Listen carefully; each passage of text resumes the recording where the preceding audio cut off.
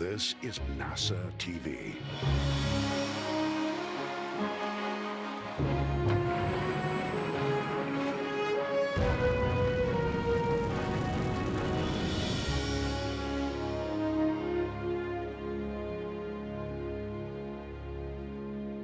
Good morning, everyone, and thank you very much for joining us today at Johnson Space Center as we discuss the upcoming Crew-6 mission to the International Space Station.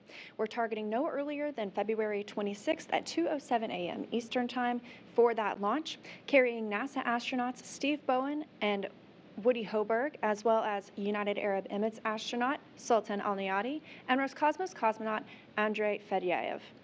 They'll be on a long-duration mission to the International Space Station, and we're joined today by panelists to discuss that upcoming launch and mission.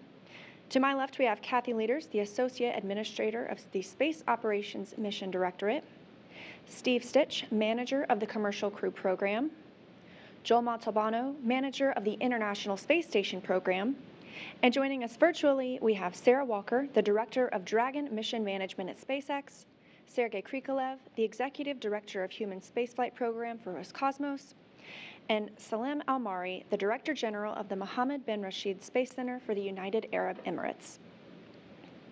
We're going to start off with some opening remarks for our panelists today before we get into the question and answer portion of the session. If you have a question and you are on the line, please raise your hand by pressing *1, and if your question is answered, you can remove that by pressing *2. But before we get there, we'll start with our opening remarks, first from Kathy Leaders. Thank you for being here. You know, this week is often a solemn and a thoughtful time for us in the NASA family, with the 20th anniversary of Columbia yesterday and our Day of Remembrance tomorrow. And it's just multiple reminders for us that we need to, in human spaceflight, remain vigilant and continue to recognize that we are keeping the safety of the crew in our hands.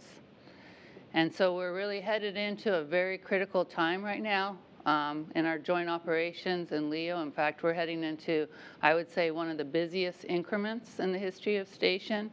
You know, we have a string of critical missions coming up with the flight of the replacement Soyuz, our Crew-6 launch, our Crew-5 return, and all that work is going to be preparing us with the crew complement to support the critical science that we'll be conducting, and then the additional crew visits that we have with our Boeing crewed flight test and our Axiom 2 mission.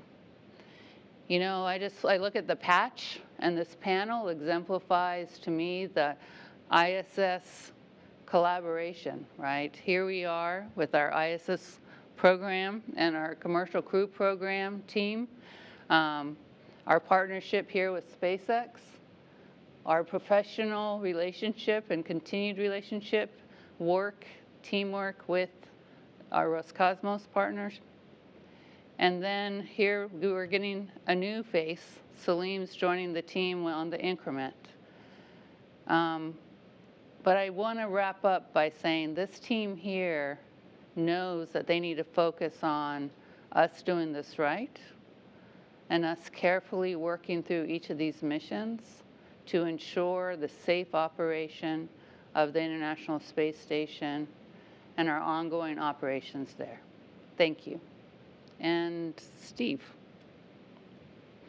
Thanks, Kathy. It's an honor to be here representing our commercial crew program team today. This is always a time of year for me to sort of step back, and as we have our commercial crew program Day of Remembrance activities tomorrow, to think about what we do and the diligence that it takes to put every mission together, the care of every spacecraft, the care of every decision we make relative to analysis and all those sorts of things. So, you know, spaceflight is certainly challenging. It still is challenging here in 2023, but we take that very seriously in commercial crew and are looking forward to a safe mission when we're ready to fly. It's exciting to be getting ready for Crew-6 as we get into that final phase. A lot of the hardware is already at the Kennedy Space Center. Dragon is being processed, is going through those final checkouts, and the crew will go down. I know Sarah will talk more about it, but the crew will go down and do a checkout of that spacecraft this weekend and look at the interior and all the systems on the spacecraft. We have almost all of the Falcon 9 hardware at the Cape for the flight. We still have the first stage is still getting its final processing in McGregor, Texas. It'll ship down around February 4th or so, and then we'll have all the hardware down for the flight for the final, putting all the final pieces together. You know, our NASA and SpaceX teams are doing the final reviews of all the data for the flight. We're in the process of closing out any in-flight anomalies from other missions, and we're in the middle of doing that. Extremely proud of the team that we have. We've been working really hard, even through the holiday into the new year and getting ready for Crew-6. And then, as Kathy said, we have a busy spring in front of us. We'll take each mission, you know, one step at a time, and the first one is Crew-6. And as Leah said, the launch date is February 26th, nice early in the morning, 2:07 Eastern launch time. And we'll be ready when the vehicle and all the hardware is ready to go, and the crew and all the other things it takes to execute the human spaceflight mission. Following that, we'll have about a 5-day handover, and then we'll bring the Crew-5 Dragon home. We will do an inspection of that vehicle before we bring it back, and that'll be around March 4th is when we'll undock and land, and a couple weeks before that, we'll inspect the heat shield and make sure it's ready to come home. And with that, I'll turn it over to my good friend and colleague, Joel Montalbano. Thank you, Steve, and thank you, Kathy. As Steve and Kathy mentioned, the Day of Remembrance, we also take a time out this week in the space station program and kind of reflect on the lessons learned and make sure we're still carrying those forward. It's important as we look at human spaceflight that we learn from the past and that we never forget and always bring those lessons with us. You know, on Crew-6, we're excited to talk on the horizon of another crew exchange mission, right? These missions are what we do, and they are what we can take together and showcase the International Space Station. With this crew, which Steve has 3 flights behind him. This will be his 4th mission. He'll be flying with 3 first-timers. Combination with Steve and then Frank Rubio on orbit, they'll help the first flyers get going. And this expedition will be another example of what we can do with the International Space Station. This crew will be scheduled for about 250 experiments for research. They'll also be doing technology development for exploration, as well as commercial low Earth orbit activities. We're continuing the integrated crew exchange that we started last year in the fall, so we'll have another cosmonaut on this mission. We'll also have the first long-duration United Arab Emirates crew member on the International Space Station. And Sultan, if you remember, he was the backup for Hazza when Hazza flew on the Soyuz. And so he's very familiar with the International Space Station, familiar with our program, and it's excited to have another country's astronaut on board, and it's excited to expand human spaceflight across the globe. This mission will launch on February 26th. Steve mentioned we'll have a short handover with the Crew-5. The Crew-5, they're not slowing down. They have about a month to go, and we'll be excited once they're back on Earth. But those guys are fully subscribed, and we're keeping them busy with the science and utilization on board the International Space Station. Just a few days prior to the 26th launch, Roscosmos will launch the uncrewed Soyuz on February 20th. The docking will be February 22nd, so 2 days later, what's commonly referred to as a 34-orbit rendezvous. And so we're excited. You know, Kathy mentioned, you know, how busy the time frame is. And so just to kind of lay out, we have a launch of a Progress vehicle in early February. We have the Soyuz that I mentioned, the Crew-6. Right after Crew-6, we'll have a SpaceX 27, a cargo mission, followed in April by the Northrop Grumman mission. We'll have the Boeing CFT mission in this year, and then the Axiom 2 mission also in the second quarter of this year. And so that's just the first part. You keep going. We have another SpaceX Cargo Dragon mission, another Progress mission, Northrop Grumman mission throughout the rest of the year, Soyuz exchange, another crew exchange, just rocking and rolling. And so with that, huge thanks to our international partners, huge thanks to the Commercial Crew Program, huge thanks to SpaceX and all our domestic partners. With that, let me hand it over to Sarah. Thanks, Joel. I'm also very excited to start talking about the Crew-6 mission with all of you. This is our first human spaceflight mission of 2023, and it kicks off an exciting year for ISS, an exciting year for Dragon. Crew-6 is SpaceX's 8th human spaceflight mission to the International Space Station and overall the 34th Dragon mission to the orbiting laboratory. It's been an honor to work with Steve, Woody, Andrey, and Sultan, and we look forward to supporting their journey to ISS together in a few weeks. I know there's often interest in the specific vehicles being used each mission, so this is the first launch for this Falcon 9 booster and our fourth flight for the Dragon spacecraft, for this Dragon spacecraft for a human spaceflight mission. Say that 5 times fast, fourth flight. This specific Dragon, it's named Endeavour. We previously flew it for the Demo 2 mission, the Crew 2 mission, and the Axiom 1 mission, all to the space station. So Steve mentioned we've got our crew equipment interface test coming up in about a week. We like to call it the Dragon test drive. It's a chance for the crew to get into their flight vehicle, into their flight suits, connect everything together, and really just get that final feel before their launch day that everything is working well together, comm checks, umbilical checks, everything. Thank you for including me in today's briefing. Thanks from all of us here at SpaceX to NASA, Roscosmos, and the Mohammed bin Rashid Space Center for their trust, partnership, and close collaboration on the Crew-6 launch. Lee, I think you're ready to hear from our international partners. Thanks, Sarah. That's right. And for our next opening remarks, we'll go to Sergei Krikalev, the Executive Director of Human Spaceflight Programs for Roscosmos.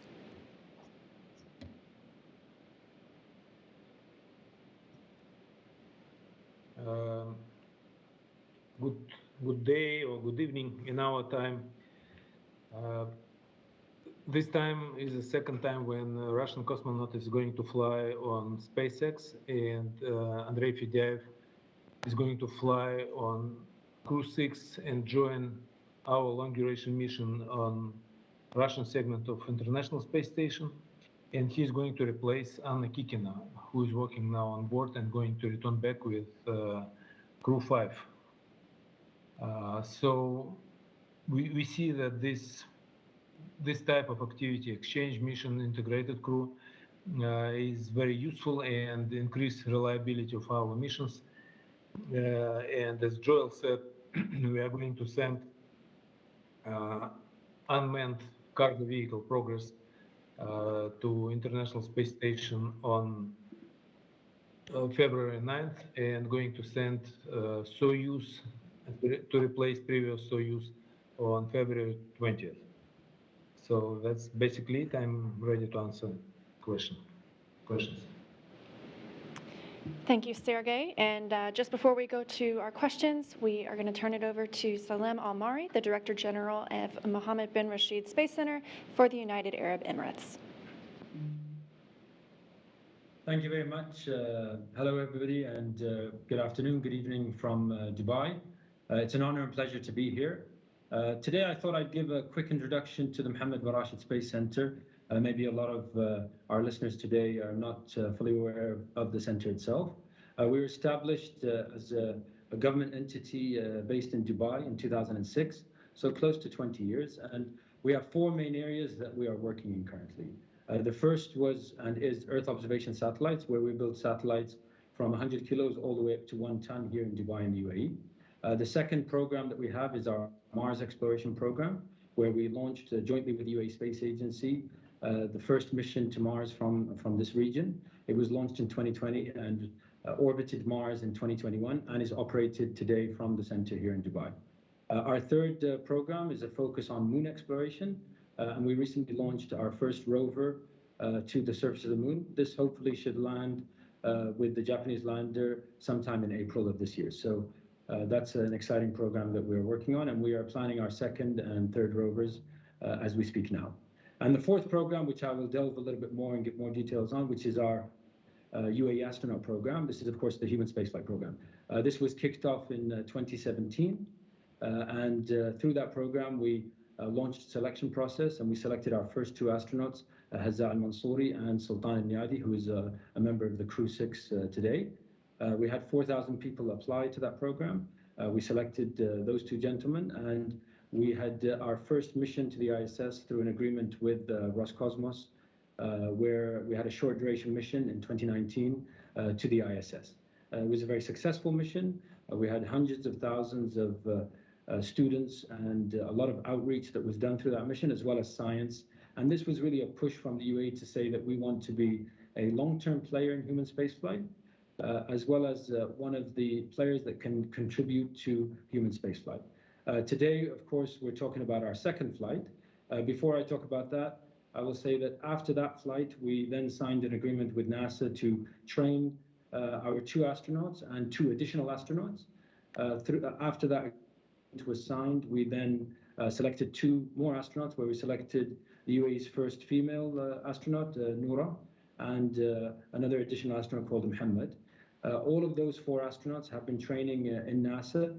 The 2 new ones joined a NASA Ascan class, and Sultan and Hazza continued training, maybe we can say additional training from what they've learned in Russia. Today, of course, Sultan is a very capable astronaut. He's been training in NASA for the past 3 years. Altogether, he's got over 5 years of training. He was backup for Hazza al-Mansouri and went through the whole process of that type of mission. He's also capable and fully trained in EVAs, fully trained in operations of the ISS, and we hope that he can be a very active participant in this flight. If we look at what we will be doing in this flight, we have over 20 science experiments from UAE universities, from UAE institutions that Sultan will be conducting on the flight, as well as over 15 PAO events with universities, students, leadership, various participants here in the UAE and globally that we think will create a big impact. We also have a lot of education activities for the kids and a lot of different operational elements that we will coordinate with NASA. That's all I'd like to say from my side, and I look forward to any questions. Thank you very much. Thank you very much, and thank you to all of our briefers that are joining us today. We will now move into the question and answer portion of the briefing. Again, please limit yourself to 1 question. We have a lot of interest today. Please direct to whom your question is addressed and state your name and affiliation. And if you're on the phone line with us, please raise your hand by pressing *1, and please lower it by pressing *2 if your question has been answered. So we'll start here. Do we have any in the room? Okay, start here. Mark Carreau with Aviation Week and Space Technology. I believe this is for Kathy and Joel. How would you assess to this point the way the space station partnership has dealt with the Soyuz leak, coolant leak, and the sorts of issues it's raised, and just planning for certain events and reaching milestones beyond that event itself? Why don't you get started? I'll say that as always, the team pulls together internationally and domestically to address anything we have, anytime we have a problem on orbit. Roscosmos has been fully open with us. In fact, Ken Bowersox and I were over in Moscow, as many of you know, a week and a half ago or so, and talking to Roscosmos as well as their prime contractor, RSC Energia. And SpaceX has been an awesome partner as we looked at what we can do with the Dragon to help us protect on contingencies. So from a partnership standpoint, both international and domestically, the team hasn't missed a beat, and this is how we do the day-to-day operations. Yeah, I think it's also really important to show how that integrated crew and that integrated crew strategy and planning helped us really be able to work on having the most robust strategy possible working through this, right? And so we were able to put together different options and work different strategies to be able to deal with what was a very low probability event, right? And we always plan for the best and the worst sometimes, but you know, it's why we look at that strategy and having that resilient strategy for these very low probability events that allows us then to have the strongest logistical and operation posture as a joint team. Okay, thank you very much.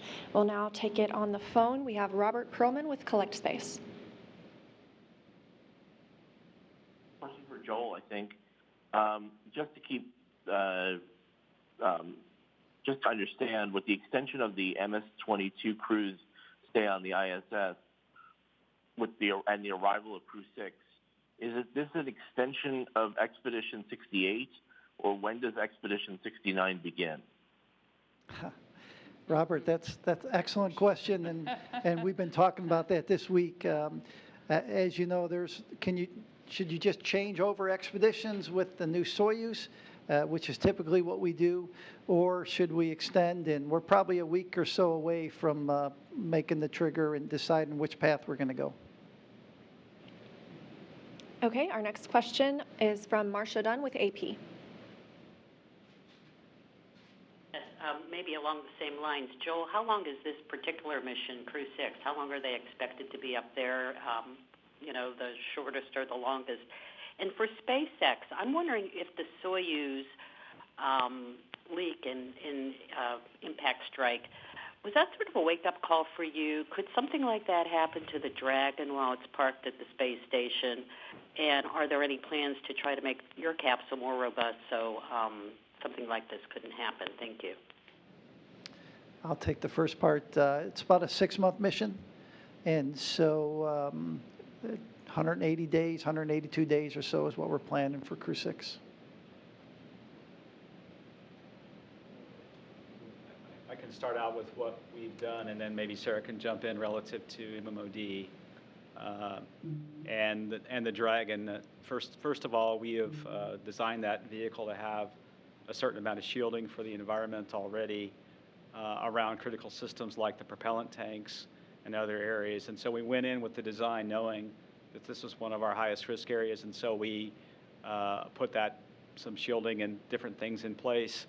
We do obviously inspect the vehicle before the vehicle returns, and so we'll do an inspection in the couple of weeks prior to undock. And then, just yesterday at the Program Control Board, we started to talk about a little bit, is there anything we can do now that the environment may be a little higher than in the past? Could we go put in some additional shielding? And we'll go work with Sarah and the SpaceX team to go lay that in and see if there's something else we can do. We certainly understand MMOD is a big risk. When I worked on the space shuttle program a number of years ago, it was our highest risk. We had one flight where we almost had some significant damage to a radiator that could have been a mission impact as well. So we continue to watch it very carefully and know that it's something that we have to manage very carefully for these missions. And we did have Sarah on. I think she was muted. So Sarah, if you wanted to add anything, feel free.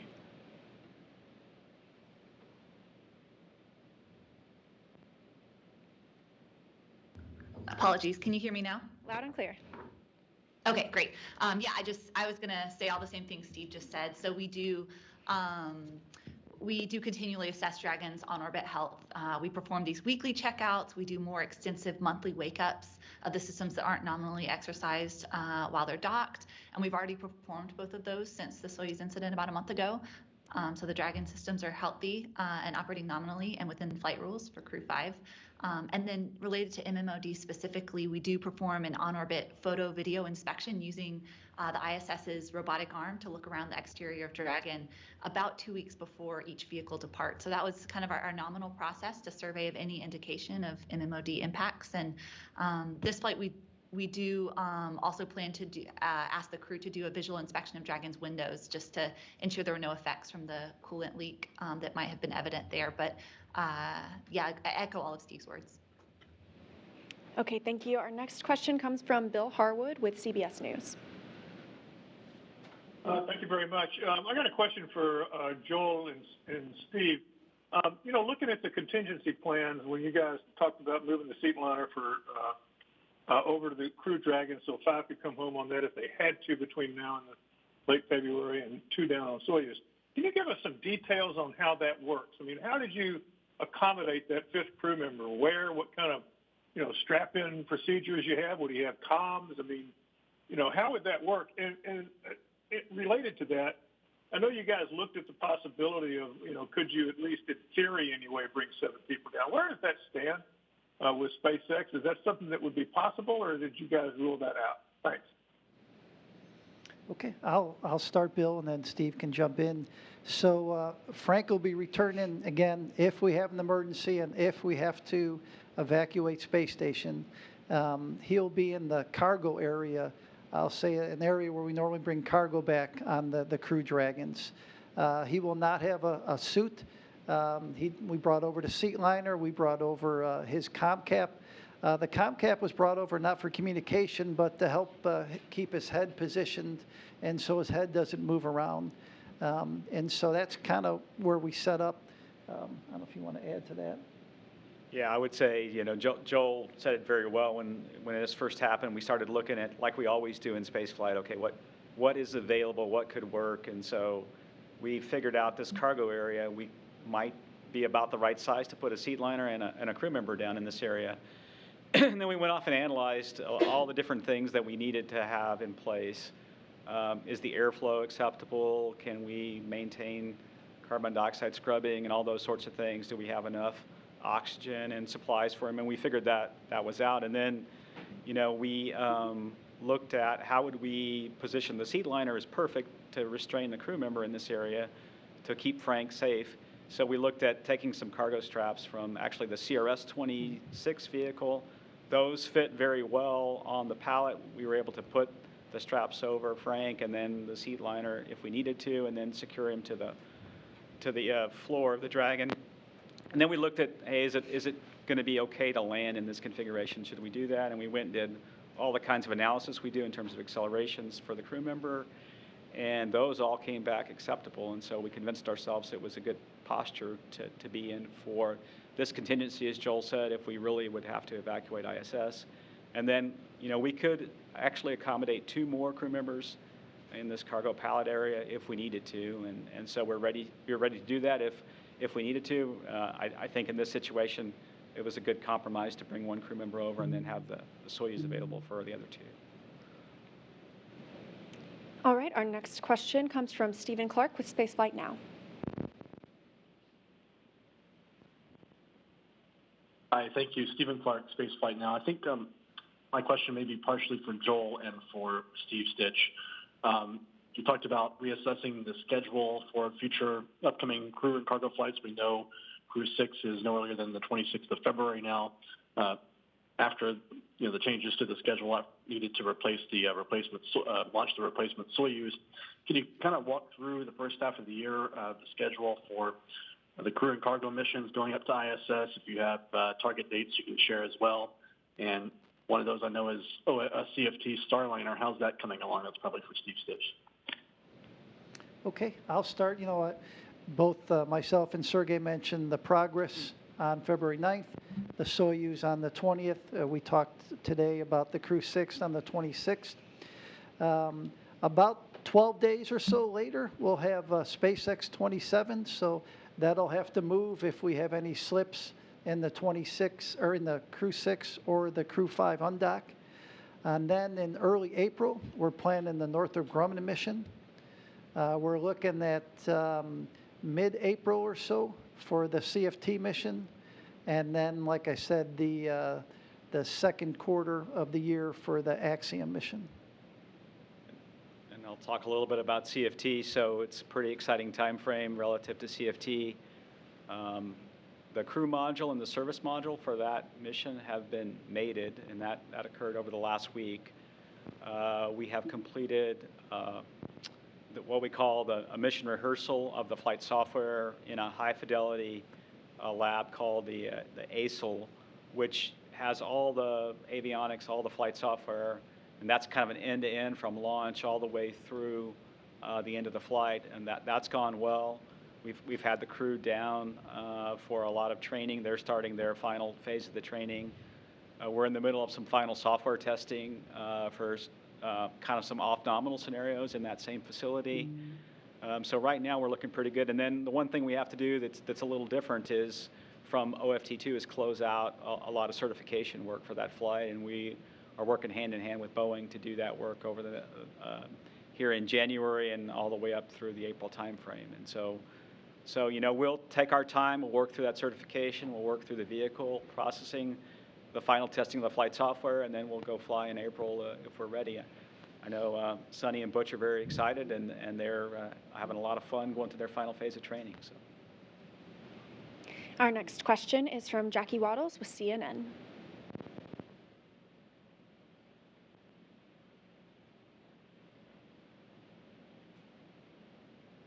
Jackie, are you on the line?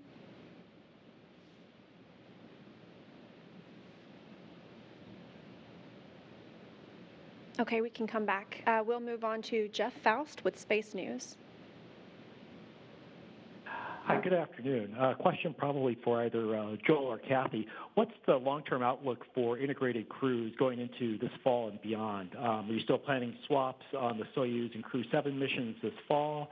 And does Frank Rubio's extended stay on the station change any of those plans? Thanks. Okay, so right now we're still working with Roscosmos on the swap in the fall of this year. My goal is that we continue the integrated crews. I think it's important, as Kathy mentioned earlier, for the program and for human spaceflight. So we're not finalized yet on the fall, but we are continuing to work in that direction. Next on the phone, we have Lauren Grush with Bloomberg.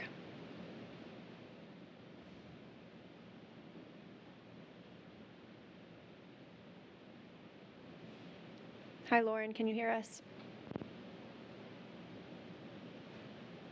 Okay, we will check back in. We'll go to Michael Sheets with CNBC.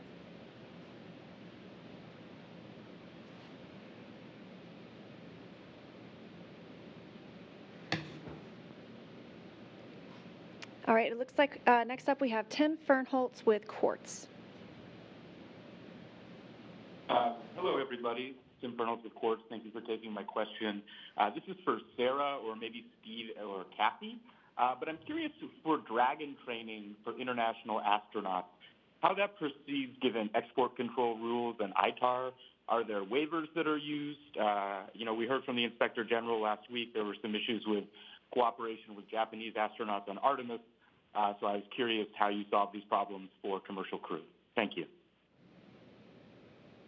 Yeah, sure. We've had the privilege to train a number of international partner astronauts, had a number of them go through our training flow now: France, Germany, Japan, Russia, Italy. So, of course, we follow all ITAR regulations to a T. We have similar rules in place for our employees and any visitors to our facilities. So we stay in lockstep with our export compliance team. I've got a text relationship with that team there. And so they stay super tight with my team and the training team just to ensure that we're able to train our astronauts fully for their missions. Yeah, I mean, we're lucky we have the framework of our, under which, the International Space Station was established, that kind of established the export environment and our relationships, and then that whole framework was obviously also coordinated with headquarters and the other agencies as we brought on our commercial partners. So this has been an export framework that's been in place since we brought on the new contracts, and honestly was built on over the last 20 years of the International Space Station. It's actually another place where the International Space Station continues to create learning for our agencies and our nation on how to better collaborate and obviously comply with our export rules, but allow technical collaboration on these key activities. Our next question comes from Richard Tribeau with the Orlando Sentinel. Hi, thank you for taking my question. This is for Sarah Walker. With this being the fourth launch of Crew Dragon Endeavour, how many more launches would it have left? And is there any plans to expand the fleet beyond the 4 Crew Dragons that are in play? But also, what efforts are being made to ensure the same level of human safety on Crew Dragon's eventual replacement, Starship? So it being a new design, not a fixed wing, not a capsule. And that's my question. Thank you. Yes, thanks for your question. So we actually have one more Crew Dragon vehicle in early stages of production now. We expect it to come online and enter the flight rotation late next year, I believe. So that'll bring us to a fleet total of 3 cargo vehicles and 5 crew vehicles. And those are already certified for 5 flights each and well underway through their qualification campaign to expand that much further. We expect 15 flights for most components. So I think that will carry us well through the manifest that we see ahead of us. Our next question comes from David Denault with About Space Today. Just once again, the launch time, somebody verify that. And if we don't launch on the 26th, what is the next available date and launch time? And another question I have for Sergey, on the return of the 22 vehicle, do you expect any interior damage from the heat? Yeah, I can address the launch time question. Yeah, the launch time for the 26th is 2:07 a.m. That's Eastern time. And then we're well set up for 3 launch opportunities in a row that would satisfy the requirements to dock at the International Space Station. And the launch time, for the next day, I don't have the exact time, would be about 23 or 24 minutes earlier. So, it'd be about 1:40 something Eastern time. So. Always scary doing math in public. It is. Yeah, it's very. And as for my part of the question, we are going to return back damaged vehicle basically in nominal mode. We have several backup opportunities using different equipment. And we expect the temperature inside equipment compartment and the crew compartment is going to be higher than nominal. That's why we don't return back crew using this Soyuz. But we know that most of equipment built with pretty big margins. So we expect the temperature is going to be higher, but we think that temperature wouldn't exceed the limits that could damage the equipment. So and even if some of equipment will work not in a proper way, we still hope to return vehicle in controlled mode, and we are going to use this reentry as another test opportunity. Thank you, Sergey. Our next question comes from Joey Roulette with Reuters. Hey, thanks. I guess this one's for Sergey and Joel. I just kind of want to make sure I'm understanding this correctly. If there's a station emergency before MS-23's arrival, Prokopyev and Petelin would go into MS-22 and Frank Rubio would go into the Crew-5 vehicle, correct? And if so, then Joel, I guess, why wouldn't Rubio go into MS-22 and what gives us the confidence that MS-22 is safe in an emergency scenario versus a nominal scenario? And then also just for Sarah real quick, I would love to hear from your perspective how SpaceX worked on all this and engineered through all this, particularly how you guys would be able to fit 7 crew members in Crew Dragon if that was necessary. Thanks. Okay, so what we wanted to do is help reduce the heat load in the Soyuz. So by removing Rubio from the Soyuz, you take away 1/3 of the human heat load. And so with that, we worked with Roscosmos, a plan that we moved some of Frank's, we talked earlier, the seat liner, the comm cap, and there was one other item we moved over to the Dragon. And then such that you'll reduce the heat load in the Soyuz. And Roscosmos has worked to look at the Soyuz. They've looked at, how they would do an expedited undocking and landing to get quickly to the ground. Again, just a reminder, you only have to do this if you have an emergency on board and it's determined by either the crew or the flight control teams that the emergency is such that you can't stay on board. The first thing you'll do in an emergency is obviously address that emergency, which the crews are trained. Both they get trained in Houston, they get trained in Russia in order to address the emergencies. Again, only if they have to evacuate. Yes, and I think a lot of good words have been said already. The team did an extraordinary job of working through analysis that carefully examined the environmental conditions, the vehicle center of gravity, the astronaut protection associated with this kind of emergency return. And then we met together as an integrated team and determined that Dragon would support a safe return, actually of up to 7 crew members. So you may not remember, but in the early days of developing the Crew Dragon vehicle interior, we actually laid out the interior to accommodate up to 7 individuals. And then that was later adjusted to convert 3 of those seats seats to spaces that could be used as cargo storage areas. So right now we fly with 4 seats on the upper deck and then 3 cargo pallets down on the lower deck. So the current contingency preparedness setup, the 4 Crew-5 crew members would be located in the existing 4 upper level seats, and then one of the spaces on the lower level would be converted back from a cargo area to a crew seating area by securely attaching, as Joel mentioned, the Soyuz seat hardware. So I think it was already said as well that Dragon has plenty of margin, even with the additional crew member, with respect to onboard life support commodities. So that allows us for multiple landing site opportunities in the event of an emergency return. And then because someone touched on the spacesuit specifically, I did want to note that the Dragon vehicle is actually designed to support the crew without the suits. So the suits are there for additional protection in the event of a further in-flight contingency event. But the nominal return of Dragon does not require flight suits. Our next question comes from Will Robinson-Smith with Spectrum News Orlando. Hi, thank you all for taking the time this afternoon. Question for Steve and Sarah, I believe. Can you talk about the progress on upgrading Pad 40 out here at Cape Canaveral Space Force Station to support cargo and crew missions, and when you expect to launch the first cargo test from that pad? And then I guess question for Joel, is there any science launching aboard the Crew-6 mission, and can you talk about what that might be? Thanks. I can start off on Pad 40, and then we'll let Sarah add. SpaceX and the NASA team have done an incredible job laying out the crew and cargo capability from Pad 40.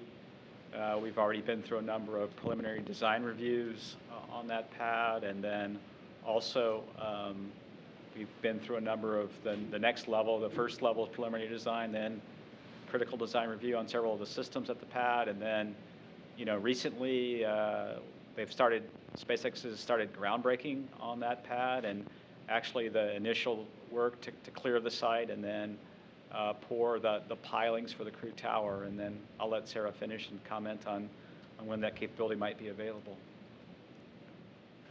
Sure, yeah, we're excited. We think it enables even greater flexibility to our Dragon customers. You mentioned the work that we've started, and our primary focus first will be to allow cargo missions to launch and just allow them to be interchangeable between the 2 pads, 39A and 40. And then we'll add in the final certification elements for human spaceflight capabilities soon after. But we're seeing good progress towards readiness in the fall and expect to be flying Dragon missions off of 40, or at least have the option to do so if 39A, if it's a better balance for the manifest to fly them off of 40 by late fall. And from a science standpoint, we'll continue a lot of the experiments with the Crew-6 that we started on Crew-5 and even some earlier increments. We'll continue the human research work that we do. As far as the details of the exact science, we have a briefing coming up as we get closer to launch, and we'll go over all the additional science that we'll do in detail for the expedition. All right. Thank you, everyone. Oh, we have one more question in the room. Thank you so much, Dr. White. I'm from Russian Sputnik News. Please, I wanted to ask, is there any direct cooperation between SpaceX and Roscosmos? And, SpaceX has also a goal to go to Mars before 2030. Will NASA cooperate on that, or Roscosmos, or is it solely SpaceX thing? Thank you. Sarah, you want to take the SpaceX part, and I'll talk about SpaceX-NASA cooperation.